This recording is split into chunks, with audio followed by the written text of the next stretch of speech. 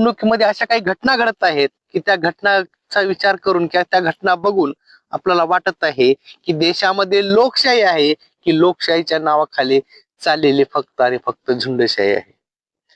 एकीकडे उमेदवार उमेदवारी अर्ज मिळत नसल्यामुळे तडफडत आहे, रडत आहे, जे त्याच्या पाया पडत आहे, अक्षरशः बेसूद पडत आहे। काही लोक उमेदवारांना अटॅक आला ते दवाखान्यामध्ये भरती होत आहेत आणि दुसरीकडे उमेदवाराला उमेदवारी अर्ज मिळूनही तो उमेदवार आपली उमेदवारी अर्ज मागे घेत आहे आणि म्हणत आहे की मी माझी उमेदवारी विकासासाठी मागे घेत आहे। हे शक्य आहे का?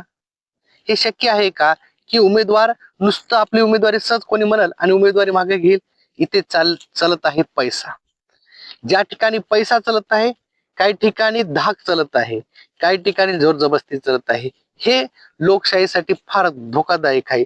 लोकशाहीच्या नावाने आजच्या घडीला फक्त आणि फक्त झुंडशाही आणि हुकुमशाही या देशामध्ये चालू आहे। फक्त नाव लोकशाहीचे आहे। त्या काळामध्ये इंग्रजाच्या काळामध्ये इंग्रज देशावर राज्य केले 150 वर्ष, ते कुठल्याच गादीवर बसले नाही। गादीवर कोण होते तर गादीवर राजे महाराजेच होते आपल्या, पण अप्रत्यक्षपणे कारभार इंग्रज करायचे आणि लोकांना वाटायचे की मी या संस्थानाच्या राजाच्या खाली मी त्यांची प्रजा आहे। तसं आज लोकांना वाटत आहे की या देशामध्ये लोकशाही आहे, पण प्रत्यक्षामध्ये या देशात लोकशाही नाही। लोकशाहीच्या नावाखाली झुंडशाही, हुकुमशाहीच, भांडवलशाहीच या देशामध्ये सध्या राज्य करत आहे। ह्या सर्व घटनेतून आपल्याला जाणवत आहे। धन्यवाद।